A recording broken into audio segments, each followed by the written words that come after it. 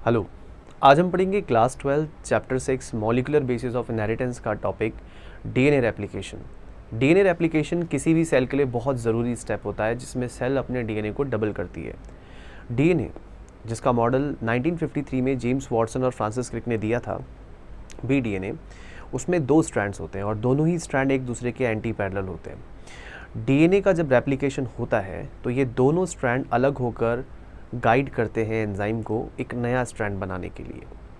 DNA जो कि double stranded है, इसके दोनों ही स्ट्रैंड टैम्पलेट का काम करते हैं और इन टैम्पलेट स्ट्रैंड से इंफॉर्मेशन लेकर डीएनए पॉलीमरेज एंजाइम, अगर इसको सही से बोलें तो DNA dependent DNA polymerase enzyme, template strand को देखकर नया डीएनए सिंथेसाइज करती है। ऐसा करने के लिए इस एंजाइम को रॉ मटेरियल चाहिए होता है और ये रॉ मटेरियल होता है डीऑक्सी राइबोन्यूक्लियोसाइड ट्राइफॉस्फेट। और ये डुअल फंक्शन करते हैं, एक तो एनर्जी देता है, दूसरा साथ ही साथ रॉ मटेरियल का भी काम करता है। डीएनए रेप्लिकेशन किसी भी सेल का एक बहुत ही ज़रूरी स्टेप है, इसके बिना कोई सेल डिवाइड नहीं कर सकती। और अगर सेल ने ये डीएनए रेप्लिकेशन नहीं किया है या इसमें कोई गड़बड़ी हुई है तो सेल डिवीजन भी नहीं होगा। सेल का जो ये डीएनए रेप्लिकेशन प्रोसेस है, ये सेल साइकिल के एस फेज़ यानी सिंथेसिस फेज़ में होता है। सिंथेसिस फेज़ में दो चीज़ें डबल होती हैं, सेल का डीएनए और सेल के सेंट्रोसोम। सेंट्रोसोम तब जब ये एनिमल सेल है, क्योंकि प्लांट सेल में आपको पता है सेंट्रोसोम नहीं होते। तो डीएनए रेप्लिकेशन कैसे होता है इसको बहुत डिटेल में हम समझने वाले हैं, एक एक स्टेप को समझेंगे। बेसिकली अभी जो मैं ये टॉपिक पढ़ा रहा हूँ, ये वीडियो एनसीईआरटी के पेज नंबर 106 पर बेस्ड है, the machinery of DNA replication. अगर आप इस चैनल पर नए हैं तो वीडियो को लाइक कीजिए और चैनल को सब्सक्राइब कीजिए ताकि मैं रूटीनली ऐसे ही वीडियोस बनाता रहूँ। शुरू करते हैं डीएनए रेप्लिकेशन। देखिए, जो डीएनए रेप्लिकेट होता है उसके दोनों ही स्ट्रैंड पे इंफॉर्मेशन होती है, वो तो डीएनए पे होती है, सारे डीएनए पे इंफॉर्मेशन होती है, लेकिन रेप्लिकेशन के दौरान ये स्ट्रैंड अलग हो जाते हैं और अलग होने के बाद ये रोल प्ले करते हैं टैम्पलेट का। जिस डीएनए का होगा रेप्लिकेशन उसको आप बोलेंगे पेरेंटल डीएनए। सो पेरेंटल डीएनए की स्ट्रैंड हो गए अलग, अब ये काम कर रहे हैं टैम्पलेट का। तो जब दोनों होंगे एक साथ तो आपको बोलना है डीएनए, दोनों स्ट्रैंड एक साथ होंगे तो डीएनए, और अकेला एक ही धागा हमको दिख रहा है तो हम बोलेंगे स्ट्रैंड। तो ये वाला स्ट्रैंड है टैम्पलेट स्ट्रैंड।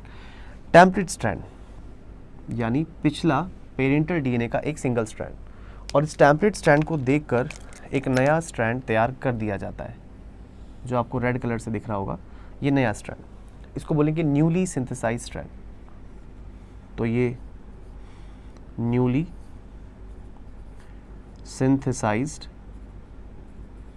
स्ट्रैंड बनाया है एंजाइम ने, जिसका नाम है डीएनए डिपेंडेंट डीएनए पॉलीमरेज। ये एंजाइम है डीएनए डिपेंडेंट डीएनए पॉलीमरेज, और ये एंजाइम करती है डीएनए का रेप्लिकेशन। सो डीएनए रेप्लिकेशन करती है कौन सी enzyme? DNA dependent DNA polymerase. और इसके लिए इसको चाहिए जानकारी, इन्फॉर्मेशन, वो कौन दे देगा? वो देगा टैम्पलेट स्ट्रैंड। अब ऐसा होने से ये फिर से एक डबल स्ट्रैंडेड स्ट्रक्चर बन गया, बिल्कुल पहले वाले डीएनए जैसा। अब इस डबल स्ट्रैंडेड स्ट्रक्चर को अगर आप ध्यान से देखें तो इसका एक स्ट्रैंड पुराना है और एक स्ट्रैंड नया है, और ये भी कह सकते हैं कि आधा डीएनए तो वही है पुराना वाला, चेंज थोड़ी हुआ है। तो इसीलिए हम कहते हैं कि जो डीएनए रेप्लिकेशन होता है ना, ये सेमी कंजर्वेटिव होता है। सेमी का मतलब हो गया हाफ, कंजर्वेटिव मतलब जो कभी ना बदले, जो पहले भी था, जैसा था वैसा आज भी है और आगे भी रहेगा। जो चीज़ें बदले ना उन्हें कंजर्वेटिव कहते हैं। तो डीएनए आधा सेम है, आधा बदल गया क्योंकि आधा नया बना है, तो इसीलिए बोलते हैं DNA replication is a semi conservative process.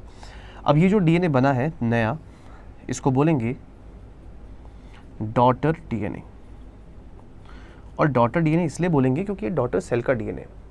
ठीक ऐसे ही वहाँ पे भी पुराना वाला ये ब्लैक कलर का स्ट्रैंड टैम्पलेट स्ट्रैंड, इसके आगे लगेगा नया स्ट्रैंड न्यूली सिंथेसाइज्ड स्ट्रैंड, और इससे बन जाएगा ये एक और डीएनए। तो क्या बोलेंगे इसको? इसको बोलेंगे डॉटर डीएनए। तो डॉटर डीएनए बनता है from parental DNA and the process is DNA replication. कौन से फेज में होता है डीएनए रेप्लिकेशन? सेल साइकिल के एस फेज में। एस का मतलब क्या है? Synthesis phase. तो जब सेल तैयारी कर रही होती है सेल डिवीजन की, तो उसमें एक सबसे इंपॉर्टेंट तैयारी यही है, डीएनए का डबल होना, यानी डीएनए रेप्लिकेशन। डीएनए से डीएनए बनाया जा रहा है, कुछ नया बनाया जा रहा है, चीज़ें जोड़ी जा रही हैं। इसका मतलब ये एक एनाबॉलिक प्रोसेस है। एनाबॉलिक प्रोसेस वो होते हैं जिसमें चीज़ें जुड़ती हैं, और यहाँ पर जोड़ा जा रहा है न्यूक्लियोटाइड्स को, क्योंकि हमको अच्छे से पता है डीएनए न्यूक्लियोटाइड्स का बना होता है, और न्यूक्लियोटाइड डीएनए की यूनिट है, इकाई है। आपको पता होगा यूनिट को MER मर से रिप्रेजेंट करते हैं। जैसे एक यूनिट है तो बोलेंगे मोनोमर, 2 यूनिट है तो बोलेंगे डाइमर, और बहुत सारी हैं तो बोलेंगे पॉलीमर। तो एक यूनिट यहाँ पर है न्यूक्लियोटाइड।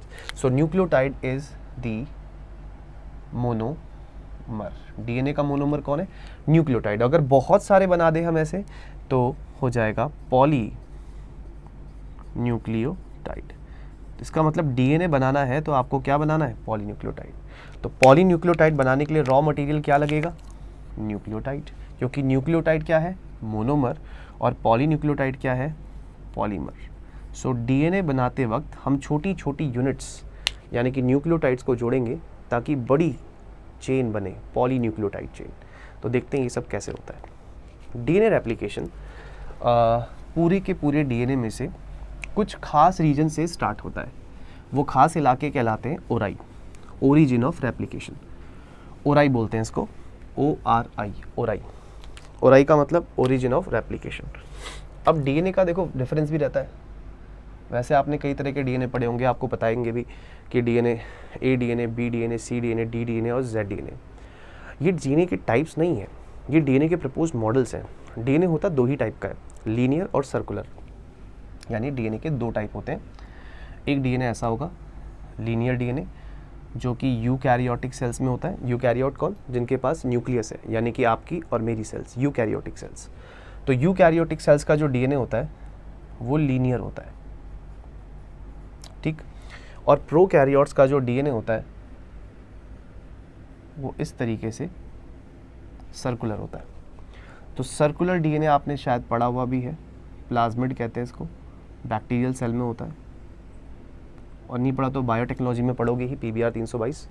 सो ये है एक सर्कुलर डीएनए, और ये है सामने लीनियर डीएनए। तो लीनियर डीएनए किसका? यूकैरियोट का, जिसके पास ट्रू न्यूक्लियस होता है। और सर्कुलर डीएनए किसका? प्रोकैरियोट का। और ऐसा नहीं है कि हम लोग के पास सर्कुलर डीएनए नहीं होता, हमारे पास भी होता है, लेकिन माइटोकॉन्ड्रिया के अंदर, ठीक है, माइटोकॉन्ड्रिया के अंदर, और प्लांट में क्लोरोप्लास्ट के अंदर। तो जो हमारे सेल ऑर्गेनेले हैं, कौन से वाले? सेमी ऑटोनोमस, जो आधे अपनी मर्जी के मालिक हैं, उनके पास होता है सर्कुलर डीएनए। बाकी हमारे न्यूक्लियस के अंदर जो हमारा मेन जीनोमिक डीएनए है वो यही होता है, लीनियर डीएनए। तो लीनियर डीएनए में एक से ज़्यादा ओराई होते हैं। ओराई क्या चीज़ है? ओराई एक सीक्वेंस होता है, एक पैटर्न होता है जहाँ से रेप्लिकेशन स्टार्ट होता है। So ori are more than 1 for a eukaryote. और ओराई सिर्फ एक होगा यहाँ पे, जैसे यहीं पे एक पर्टिकुलर पॉइंट है, यहीं से रेप्लिकेशन स्टार्ट हो रहा है। तो याद रखिए ओराई सिंगल होता है, एक होता है, किसके लिए? प्रोकैरियोट्स, यानी कि बैक्टीरिया के लिए। और यूकैरियोट्स के लिए ओराई एक से ज़्यादा होते हैं, हो सकता है यहाँ पे भी हो सकता है यहाँ पे भी हो। सो ओराई क्या है? ओराई मतलब होता है ओरिजिन ऑफ रेप्लिकेशन। ओराई का मतलब है ओरिजिन ऑफ रेप्लिकेशन। अगर इसकी एग्जैक्ट डेफिनेशन देखनी है तो एनसीईआरटी की बुक में पेज नंबर 199 पे चाहिए, तो वहाँ पे स्टार्टिंग में ही पैराग्राफ दिया है ओरिजिन ऑफ रेप्लिकेशन। वहाँ पे साफ साफ लिखा है, it is the point from where replication starts. Any piece of DNA when linked to this can be made to replicate within the host several times। तो ये वो जगह है जहाँ से रेप्लिकेशन शुरू होता है। कौन सा? डीएनए रेप्लिकेशन शुरू होता है, उस पॉइंट को कहते हैं ओराई। ओराई मीन्स ओरिजिन ऑफ रेप्लिकेशन। तो अगर ओराई एक है तो भी, और ओराई एक से ज़्यादा है तो भी, तो डीएनए रेप्लिकेशन कैसे स्टार्ट होता है? पहले मैं एक ओराई से समझाता हूँ कैसे स्टार्ट होता है। सपोज कीजिए हम सर्कुलर डीएनए को ही देख रहे हैं, और बायोलॉजी पढ़ते पढ़ते देखो इतना आइडिया हो ही गया होगा तुम लोगों को, बायोलॉजी में एक पैटर्न है। क्या है वो पैटर्न? कि हमेशा हम सिंपलेस्ट चीज़ों से स्टार्ट करते हैं और जाके रुकते हैं कॉम्प्लेक्स पे। मतलब बायोलॉजी में हर चीज़ जो आपको पहले पढ़ाई जाती है वो सिंपल होती है और जो चीज़ बाद में बताते हैं वो बहुत कॉम्प्लेक्स होती है। तो ऐसे ही आपको जो स्टार्टिंग में चीज़ें बताई जा रही हैं जैसे ट्रांसक्रिप्शन, रेप्लिकेशन, ये सब प्रोकैरियोट्स का है और यूकैरियोट प्रोकैरियोट से ज़्यादा इवॉल्व हैं, ज़्यादा कॉम्प्लेक्स हैं, तो बाद में यूकैरियोट का पढ़ाएंगे। तो हर चीज़ पहले सिंपल ही बताई जाती है। तो जैसे मान लो कि ये प्लाज्मिड है, सर्कुलर डीएनए, और इस प्लाज्मिड में एक पॉइंट है जहाँ से रेप्लिकेशन स्टार्ट हो रहा है। सपोज ये है वो point, this is known as ori, यहाँ से रेप्लिकेशन स्टार्ट होता है। तो रेप्लिकेशन अगर इस पॉइंट से स्टार्ट हो रहा है तो रेप्लिकेशन इधर की तरफ भी होगा और रेप्लिकेशन इधर की तरफ भी होगा। यानी कि हम कह सकते हैं डीएनए रेप्लिकेशन जो होता है इज बाई डायरेक्शनल। कैसा होता है डीएनए रेप्लिकेशन? बाई डायरेक्शन, दोनों डायरेक्शन में होता है, इधर भी हो रहा है और इधर की तरफ भी हो रहा है। और जिस पॉइंट से शुरू हो रहा है उस पॉइंट का नाम है ओराई। अब इस पॉइंट को थोड़ा जूम करके देखते हैं कि कैसा दिखता है ये पॉइंट। सपोज ये डीएनए है,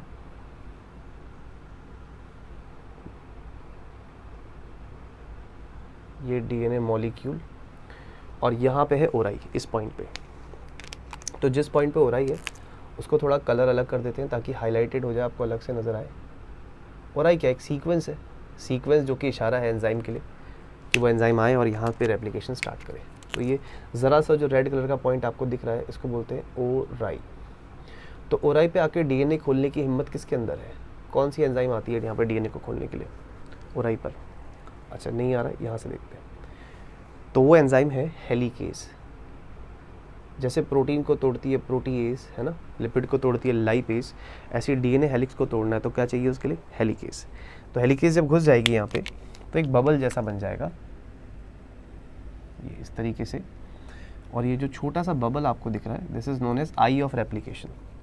इसको बोलेंगे आई ऑफ रेप्लिकेशन। दिख तो ऐसे ही रहा है, आँख के जैसा ही लग रहा है,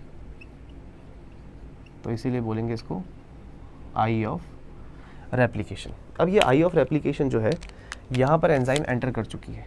ये जो ट्रायंगल जैसे आपको दिख रहे हैं इसका नाम है हेलिकेज, हेलिक्स को तोड़ने वाली एंजाइम। मैं पूरा कलर कर देता हूँ इसमें ताकि प्रॉपर नज़र आए, शायद आ रहा होगा।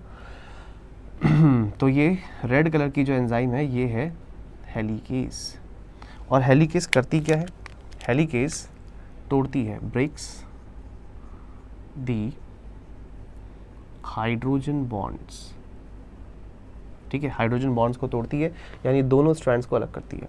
और जब ये हाइड्रोजन बॉन्ड्स को तोड़ती है तो इसका जो कॉस्ट है, जो खर्चा आता है, वो एक हाइड्रोजन बॉन्ड को तोड़ने का लगता है लगभग 2 ATP।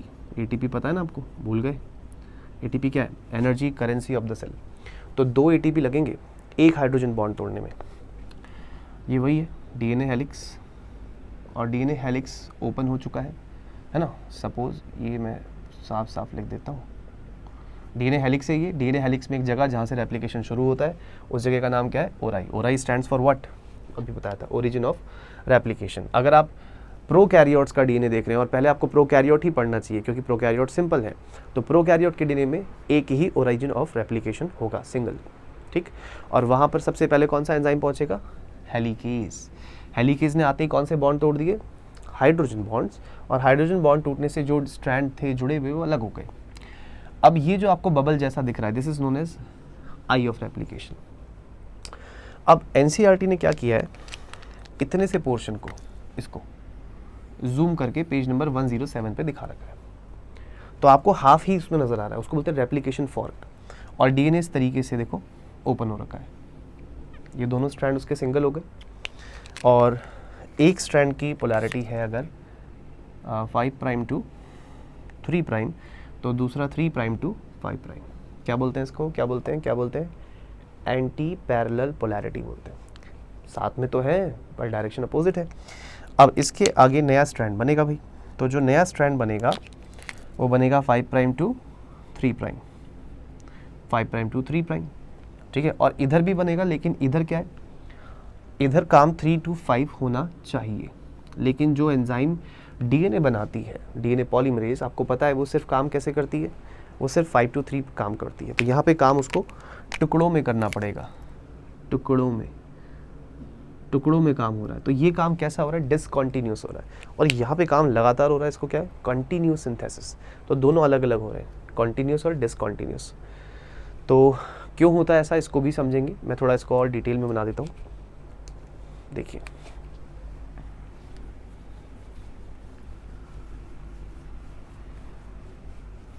So DNA replication by directional है, दोनों डायरेक्शन में होगा। जिस पॉइंट से स्टार्ट हुआ है, और जिस पॉइंट से स्टार्ट हुआ है इस पॉइंट का नाम है ओराई, ओरिजिन ऑफ रेप्लिकेशन। बैक्टीरिया की सेल में एक ओराई, और यूकैरियोटिक सेल में एक से ज़्यादा ओराई होते हैं, मल्टीपल ओराई। तो देखिए कैसे होता है, सपोज ये डीएनए हेलिक्स बना रहे हैं हम, नहीं आ रहा स्क्रीन पे, ओके।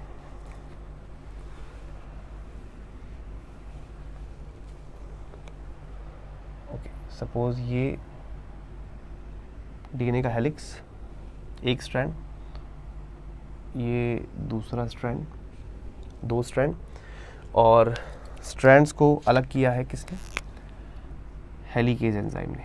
कौन से बॉन्ड तोड़ के, हाइड्रोजन बॉन्ड, जो किसके बीच में है, दो अपोजिट स्ट्रैंड्स के।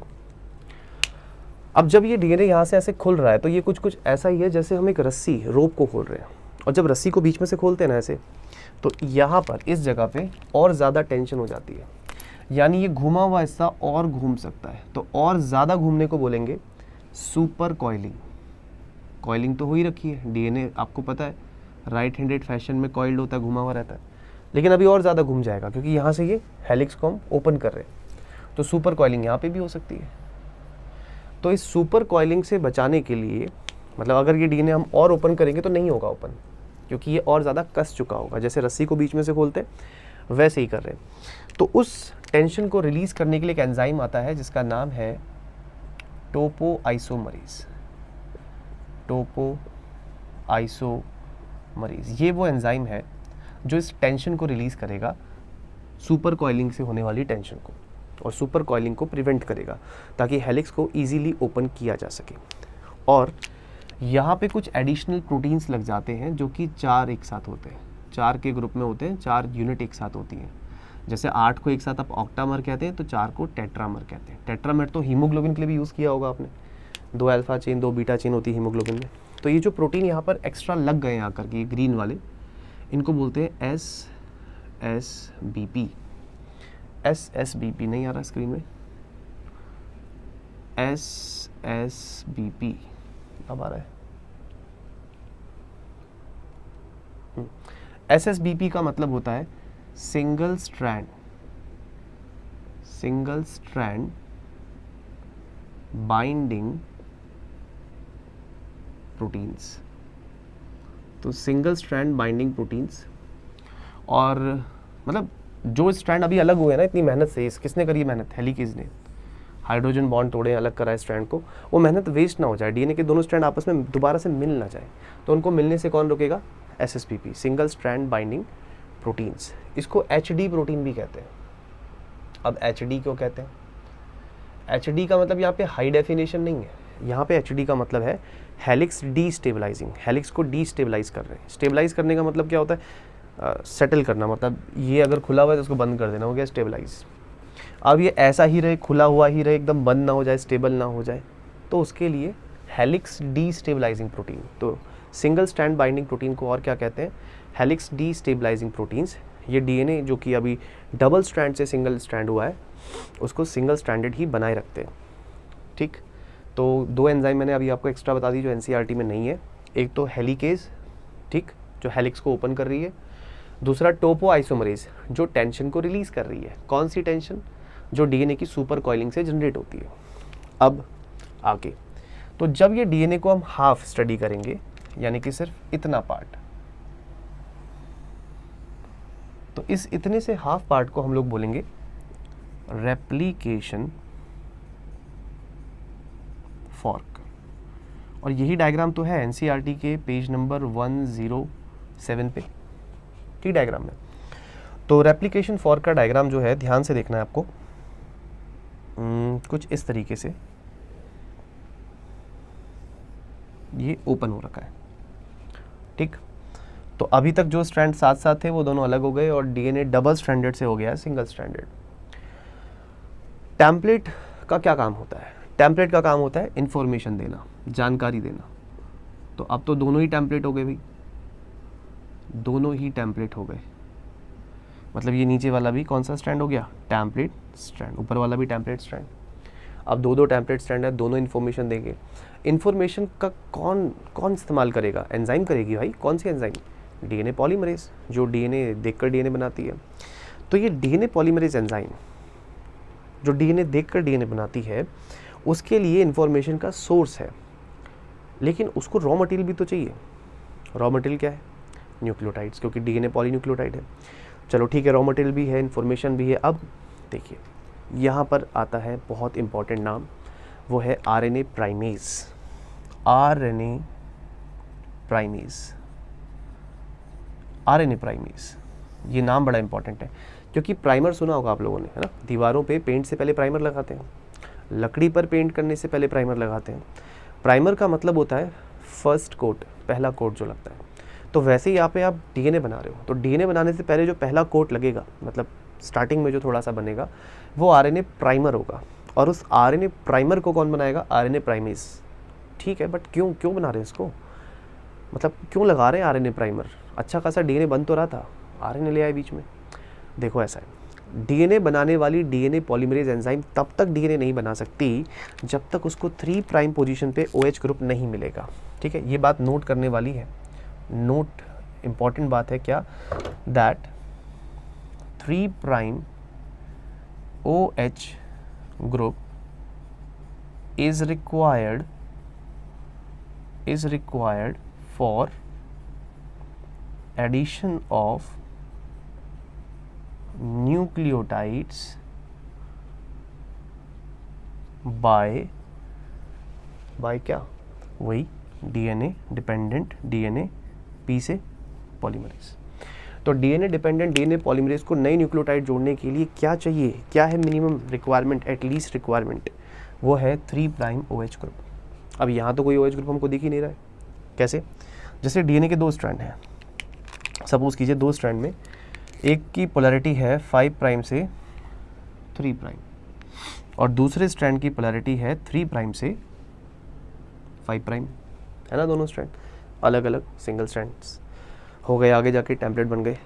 तो आपको पता है कि जो ये एंजाइम है डीएनए डिपेंडेंट डीएनए पॉलीमरेज, ये नई न्यूक्लियोटाइड जोड़ती है, लेकिन किस डायरेक्शन में जोड़ती है? 5 प्राइम से 3 प्राइम। ये है इसका काम करने का तरीका। नए न्यूक्लियोटाइड जोड़ेगी, लेकिन किस डायरेक्शन में जोड़ेगी? 5 प्राइम से 3 प्राइम। और ये 3 प्राइम एंड है। तो इसका मतलब ये हो गया कि अगर यहाँ पे कोई रैंडम सीक्वेंस लिखा है, सपोज मान लीजिए यहाँ लिखा है ATG, एक रैंडम सीक्वेंस कुछ भी, तो इसके सामने जो आरएनए सीक्वेंस लगेगा वो क्या लगेगा? T के आगे क्या लगेगा? A, और A के आगे क्या लगेगा? U। तो ये जो इतना रेड कलर का पोर्शन लगा है, ये डीएनए पोर्शन नहीं है, ये आरएनए है। और ये लगा कैसे है? ये लगा है 5 प्राइम से 3 प्राइम, और यहाँ पे OH ग्रुप है। कौन सा ग्रुप है? OH group.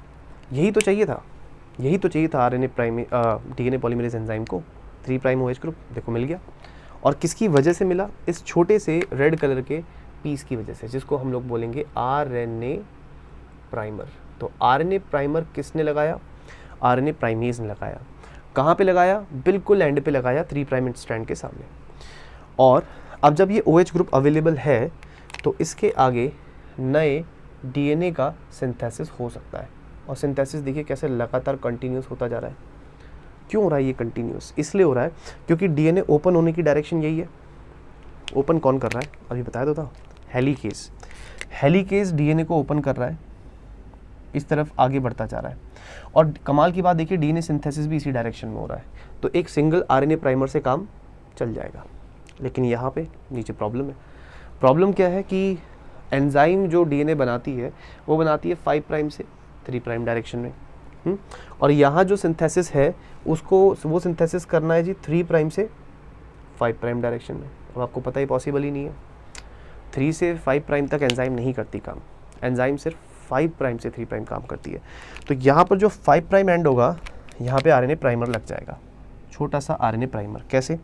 जैसे मान के चलिए यहाँ पे डीएनए सीक्वेंस है ATC, तो ATC सीक्वेंस है, तो सामने जो आरएनए प्राइमर लगेगा वो क्या लगेगा, ए के आगे टी आता है, यहाँ आ जाएगा U, टी के आगे A और C के आगे G, और ये कौन सा एंड हो गया, ये 3 प्राइम, यहाँ पे कौन सा ग्रुप, OH। यही तो चाहिए था, कौन सा ग्रुप, OH ग्रुप। और ये OH ग्रुप अब मिल जाएगा कौन सी एंजाइम को, DNA पॉलीमरेज, और वो इसका इस्तेमाल करके नया DNA स्ट्रैंड बना देगी। किस डायरेक्शन में, 5 प्राइम से 3 प्राइम। ओ प्रॉब्लम हो गई। प्रॉब्लम क्या होगी, DNA खुल रहा है इधर पीछे की तरफ, लेफ्ट की तरफ, और सिंथेसिस हो गया राइट की तरफ। देखो सिंथेसिस इस डायरेक्शन में है और DNA ओपन उस डायरेक्शन में हो रहा है। तो क्या होगा, थोड़ी देर बाद हमको फिर से एक और प्राइमर लगाना पड़ेगा। देखते हैं ज़रा लगा के, ठीक है, ये तो नोट कर लिया होगा। सो हम क्या देख रहे हैं, हम देख रहे हैं डीएनए रेप्लिकेशन, जिस पॉइंट से होता है उसको बोलते हैं ओराई, ओरिजिन ऑफ रेप्लिकेशन। वहाँ पे एंटर लेती है कौन सी एंजाइम, हेलिकेज। हेलिक्स को खोलती है, टेंशन बढ़ जाती है, टेंशन को कम करती है, टोपोआइसोमरेज सुपर कॉइलिंग को प्रिवेंट करती है। डीएनए के दोनों स्ट्रैंड जो अलग किए हैं अलग ही रहें, इसके लिए होते हैं SSBP single strand binding proteins, जिनको हम बोलते हैं HD proteins, helix destabilising proteins. और ये जो है RNA प्राइमेज, इसका बड़ा इंपॉर्टेंट रोल है, क्योंकि RNA प्राइमेज ही DNA पॉलीमरेज की शुरुआत करवाती है। कैसे, DNA पॉलीमरेज तब तक DNA नहीं बनाएगी, नई न्यूक्लियोटाइड नहीं जोड़ेगी, जब तक 3 प्राइम पोजीशन पे OH ग्रुप नहीं होगा। तो वो 3 प्राइम पोजीशन पे OH ग्रुप अवेलेबल करवाना जिम्मेदारी है, रिस्पॉन्सिबिलिटी है किसकी, RNA प्राइमेज की। और वो किस फॉर्म में लगाया जाता है, वो एक छोटे से RNA प्राइमर की फॉर्म में लगाया जाता है। और ये RNA प्राइमर छोटा ही रहेगा, 3 प्राइम पोजीशन पे इसमें OH ग्रुप रहेगा। उस OH ग्रुप को यूज़ करते हुए नए न्यूक्लियोटाइड्स जोड़े जाते हैं, दनादन जोड़े जाते हैं एक के बाद एक। तो ये जो ग्रीन कलर का धागा आप देख रहे हो, ये सब DNA है, पूरा DNA बनता ही जा रहा है और लगातार बनता जा रहा है। क्यों? क्योंकि DNA ओपन इस डायरेक्शन में हो रहा है और सिंथेसिस भी सेम डायरेक्शन में हो रहा है। लेकिन सामने वाले स्ट्रैंड में ऐसा नहीं है। देखते हैं क्या प्रॉब्लम आएगी। प्रॉब्लम देखते हैं, कुछ आइडिया तो हो ही गया होगा अब तक, नहीं हुआ तो ध्यान से देखो। चल, ये इतना तो ओपन हो ही गया DNA, ठीक है, इतना ओपन हो ही गया। अब इसको थोड़ा सा और ओपन करते हैं। सपोज ये और ओपन हो गया है,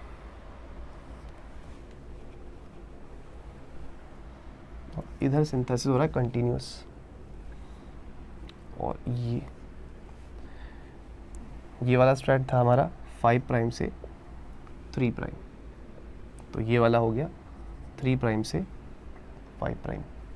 और वहाँ पर ऊपर एक RNA प्राइमर लगाया था हमने, उसी से काम चल गया था, इतना सा छोटा सा ये 5 प्राइम से 3 प्राइम।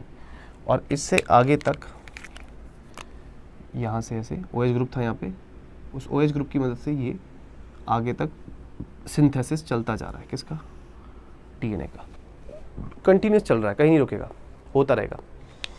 लेकिन यहाँ पर क्या प्रॉब्लम थी, हमने ये वाला प्राइमर लगाया था, ये छोटा सा प्राइमर हमने लगाया था, सेम चीज़, और किस डायरेक्शन में लगाया था, 5 प्राइम से 3 प्राइम। कौन से ग्रुप के लालच में, OH ग्रुप के लालच। क्या भाई, रिक्वायरमेंट तो चाहिए ही चाहिए।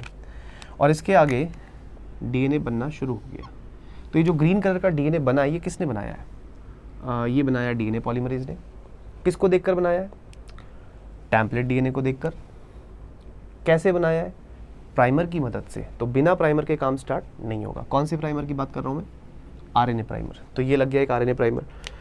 अब यहाँ पे दोबारा से एक और प्राइमर लगेगा, देखो अगेन एक और प्राइमर लगेगा, 5 प्राइम से 3 प्राइम।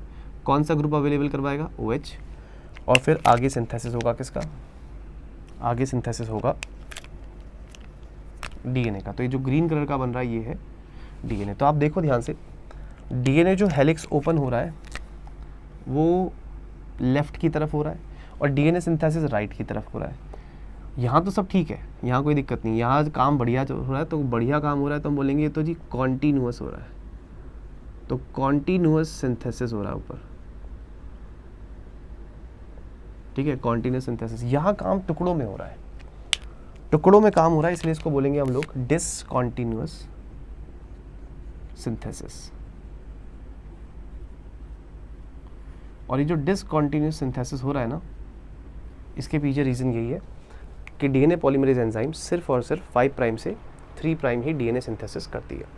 अब जब स्ट्रैंड के सिंथेसिस की स्पीड की बात करेंगे तो ये वाला स्ट्रैंड कंटिन्यूस बन रहा है, तो तेज़ी से बनेगा, जल्दी बनेगा, तो हम इसको बोलेंगे लीडिंग स्ट्रैंड। लीड कर रहा है मतलब आगे बन रहा है, जल्दी बन रहा है।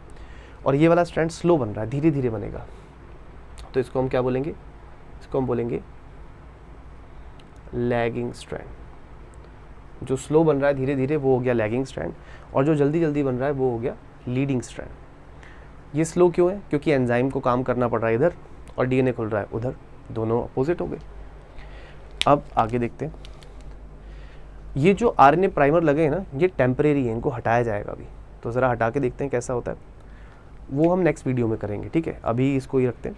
अगर आप लोग वीडियो पूरी देख रहे हैं और आपको समझ में आ रहा है तो चैनल को सब्सक्राइब करें और ज़्यादा से ज़्यादा शेयर भी करें, वीडियो को ज़रूर लाइक करें, और कुछ भी अगर आपको लगता है कि डिस्कस करना है तो अपना एक वैल्यूएबल कमेंट ज़रूर छोड़ें वीडियो में। Thank you.